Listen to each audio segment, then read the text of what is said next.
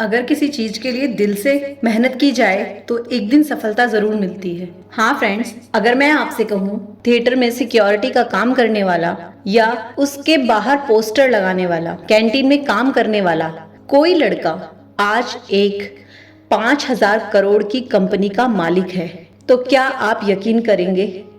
शायद नहीं। लेकिन मैं आज एक ऐसे ही गरीब किसान के बेटे की कहानी लेकर आई हूँ, जिसके पास कभी 50 रुपए किराए के भी नहीं थे, जिसकी वजह से उसके मकान मालिक ने उसे घर से बाहर निकाल दिया और आज वो एक बहुत बड़ी कंपनी का मालिक है। हाँ फ्रेंड्स, मैं बात कर रही हूँ बालाजी वेफर्स के मालिक चंदू भाई वीरानी की। बालाजी वेफर्स या नमकीन मोस्टली सभी के घर में होते हैं। उनके मालिक की ये सब उन्होंने कैसे किया, क्या क्या किया, क्या मेहनत की उन्होंने, ये सब आपको इस वीडियो में सुनने के लिए मिलेगा। इसके लिए आपको हमारे साथ लास्ट तक बने रहना है। आप हमारे चैनल पर नए हैं तो प्लीज प्लीज हमारे चैनल को सब्सक्राइब जरूर करें। तो कहानी शुरू होती है सन 1972 में, जब गुजरात के एक छोटे से गांव में पोपट रामजी भाई वीरानी रहते थे, जो एक किसान थे और खेती करके अपने परिवार का भरण पोषण करते थे। उनके 3 बेटे थे, जिनमें से एक थे चंद्रू भाई वीरानी। गांव में एक बार सूखा पड़ने के कारण पोपट भाई वीरानी जी की सारी फसल बर्बाद हो गई। उनके घर का खर्चा नहीं चल पा रहा था, जिससे परेशान होकर उन्होंने अपनी जमीन बेच दी और उससे जो उन्हें पैसे मिले वो उन्होंने अपने तीनों बेटों में बराबर बांट दिए। पिता से पैसे मिलने पर तीनों भाई राजकोट में आ गए और फिर वहां पर उन्होंने एक फर्टिलाइजर का काम किया और जो एग्रीकल्चर में इक्विपमेंट्स यूज होते हैं उनका, जो वहाँ का डीलर था वो ये अच्छी तरीके से जानता था कि उन्हें इस काम का कोई तजुर्बा नहीं है, इसलिए उसने उन्हें नकली फर्टिलाइजर दे दिया, जिसकी वजह से उनका सारा काम चौपट हो गया और जो कुछ पैसे थे उनके पास वो सब बर्बाद हो गए। वो परेशान तो बहुत थे, लेकिन वो अपने गांव भी नहीं लौट कर जा सकते थे, क्योंकि गांव में तो पहले ही सब कुछ खत्म हो गया था। उनके पास इतने पैसे भी नहीं बचे थे कि वो जिस कमरे में राजकोट में रहते थे वो उसका किराया भी दे पाते। इसीलिए उनका जो मकान मालिक था उसने उनके 50 रुपए ना दिए जाने की वजह से उन्हें घर से बाहर निकाल दिया। अब वो तीनों भाई राजकोट में रहकर अपने लिए काम ढूंढने लगे। तब जाकर चंदू भाई वीरानी को एक थिएटर में, जिसका नाम था एस्ट्रोन, में काम मिल गया। वो यहाँ पर सिक्योरिटी गार्ड का काम करने लगे। बाहर टिकट बेचते थे, थिएटर के पोस्टर लगाते थे, उसमें कुर्सियां साफ करते थे और जो दोपहर में इंटरवल का टाइम होता था उसमें कैंटीन में भी काम करते थे, जिससे उन्हें 90 रुपए मिलते थे। ये बहुत ज्यादा तो नहीं थे, लेकिन वो बहुत खुश थे क्योंकि वो इससे अपना काम चला पा रहे थे। चंदू भाई बहुत ही ईमानदार और सच्चे इंसान थे। वो बहुत मेहनती भी थे। वो कैंटीन में जिस तरह से काम कर रहे थे, धीरे धीरे उन्हें उस कैंटीन का ठेका मिल गया और अब वो इंटरवल के टाइम पर मसाला सैंडविच बनाकर लोगों को बेचने लगे, जिसका स्वाद लोगों को बहुत पसंद आया। अब उन्हें इतना प्रॉफिट होने लगा कि उन्होंने अपनी पूरी फैमिली को भी राजकोट में बुला लिया और सारा परिवार मिलकर ये काम करने लगा। लेकिन जब आप कोई भी काम करते हो तो परेशानियां तो आपके साथ होती ही हैं। इसी तरह चंदू भाई को भी इस काम में ये परेशानी आने लगी कि जब वो सैंडविचेस शाम को बच जाती थी तो सारी की सारी खराब हो जाती थी। सुबह तक उनमें फंगस लग जाती थी, जिसकी वजह से वो बहुत परेशान थे, क्योंकि जो वो बचा रहे थे उससे ज्यादा उनका नुकसान भी हो रहा था। और अब वो ये सोच रहे थे कि कोई काम उन्हें ऐसा मिल जाए या कुछ वो ऐसा बनाकर बेचें जो 2-3 दिन तक चल सके। तब उन्हें आइडिया आया पोटैटो वेफर्स का और उन्होंने पास में ही जो डीलर्स थे उनसे पोटैटो वेफर्स लेने शुरू कर दिए और उसकी पैकेजिंग करके उसे बेचने लगे। ये काम भी उनका सही चलने लगा, लेकिन समस्या इस काम में भी आने लगी।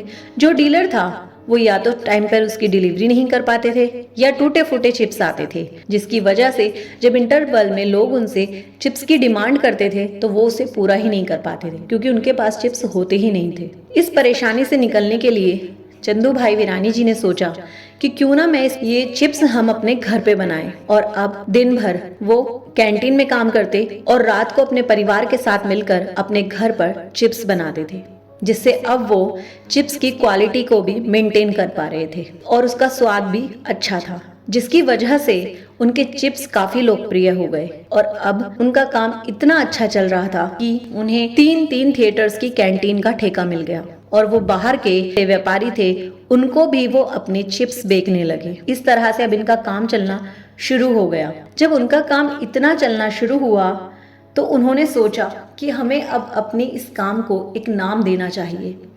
तो जहाँ पर वो काम कर रहे थे, जहाँ उनकी कैंटीन थी, सामने ही एक बालाजी का मंदिर था, जिससे उन्हें आइडिया आया और उन्होंने अपने इस काम को बालाजी नाम से रजिस्टर्ड करा लिया। अब काम इतना चलने लगा कि घर का हर सदस्य सारा दिन लगकर भी उस काम की जो वेफर्स थे उनकी पूर्ति नहीं कर पा रहे थे, उनकी इतनी डिमांड हो रही थी। अब उन्होंने सोचा कि क्यों ना चिप्स बनाने वाली मशीन खरीद ली जाए जिससे उनका काम आसान हो जाए। लेकिन जब वो मशीन लेने गए तो उसके प्राइस सुनकर वो वापस लौट आए, क्योंकि उसके प्राइस बहुत थे और उनके पास इतने पैसे नहीं थे। लेकिन फिर उन्होंने उस मशीन की फंक्शनिंग को समझा और उसके बाद मार्केट से अलग अलग पार्ट ला करके उसे मशीन को उन्होंने घर पर ही बना लिया और अब वो अपने चिप्स उस मशीन से बनाने लगे। मशीन से बनने के कारण अब चिप्स की क्वांटिटी, क्वालिटी और जो उसकी इक्वलिटी थी सब एक साथ आ रही थी और काम बहुत अच्छा चल रहा था। अब वो ज्यादा चिप्स बना पा रहे थे और ज्यादा एरिया में बेच भी पा रहे थे। अब राजकोट से बाहर भी उनके चिप्स लोकप्रिय होने लगे और पूरे गुजरात में उनके चिप्स फेमस हो गए। उसके बाद वो गुजरात से बाहर भी काम करना चाहते थे। वो वहां पर रुके नहीं और अपनी इस व्यापार को और बढ़ाना चाहते थे, जिसके लिए उन्हें एक बड़ी मशीन चाहिए थी। तब उन्होंने एक रिस्क लिया और एक बैंक से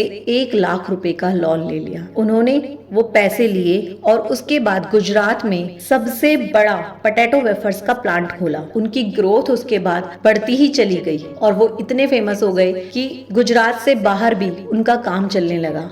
सन 1992 में उन्होंने अपनी कंपनी को प्राइवेट लिमिटेड में रजिस्टर्ड करा लिया और अब इनकी कंपनी लोकल से बढ़कर रीजनल और रीजनल से बढ़कर नेशनल लेवल पर आ गई। उस टाइम पे बहुत बड़े बड़े ब्रांड थे, अंकल चिप्स और भी बहुत सारे। उन सब में कंपटीशन बहुत बड़ा था, लेकिन क्योंकि चंदू भाई हिरानी जी की ये मेहनत थी कि उन्होंने अपने प्रोडक्ट में क्वालिटी को लेकर आए, उन्होंने लोगों की पसंद को समझा, जिससे उन्होंने इतने बड़े बड़े ब्रांड के बीच भी अपने उस चिप्स को फेमस कर दिया। तभी उनकी इस ग्रोथ को देखकर एक मल्टीनेशनल कंपनी ने उनकी कंपनी को 4000 करोड़ रुपए में खरीदने की बात रखी। उस वक्त पर बालाजी का उतना टर्नओवर भी नहीं था, बहुत कम था, 1000 करोड़ तक भी नहीं पहुंचे थे, वो उससे भी कम था। लेकिन उसके बाद भी उन्होंने अपनी कंपनी बेचने के लिए मना कर दिया और अब वो पोटैटो वेफर्स के साथ साथ नमकीन भी बनाने लगे और बालाजी ने गुजरात के पोटैटो वेफर्स बिजनेस का 90% हिस्सा अपने नाम कर लिया। जब आप कामयाबी की तरफ बढ़ते हो तो लोग आपकी टांग खींचने आ ही जाते हैं और तभी 2011 में पेप्सिको ने उन पर बिना बताए एक केस कर दिया इस चीज का कि बालाजी ने उनके पैकेट के डिजाइन को चुराया है। चंदू भाई इससे डरे नहीं, उन्होंने इसका सामना किया, इसका जवाब भी दिया, लेकिन वो फिर भी इस केस को हार गए और अब उन्हें अपनी पैकेजिंग को चेंज करना था। इसके बाद लोगों को लगा कि शायद उनकी पैकेजिंग चेंज हो जाने से उनकी मार्केटिंग डाउन हो जाएगी, उनकी जो ग्रोथ है वो नीचे आ जाएगी, लेकिन ऐसा नहीं हुआ। इवन वो बढ़ते वक्त के साथ और बढ़ती चली गई। नई पैकेजिंग के साथ उसे नई ग्रोथ मिली। जहां अब बालाजी दिन पे दिन ग्रोथ कर रहा था, वहीं Lay's chips day by day नीचे जा रहा है। ये चंदू भाई की मेहनत ही थी जिसने 90 रुपए से उनकी पहली सैलरी आज 5000 करोड़ की टर्नओवर वाली कंपनी खड़ी कर दी है। सन 2023 में उनकी कंपनी का टर्नओवर 5000 करोड़ था। मैं हमेशा कहती हूँ कि आपके हालात नहीं बल्कि आपकी मेहनत ये तय करती है कि आप कामयाब होंगे या नहीं। इसलिए आप भी अपने हालात पर बैठकर मत रोइए, आप भी मेहनत कीजिए, आपको भी सफलता जरूर मिलेगी। जय हिंद, जय भारत, धन्यवाद।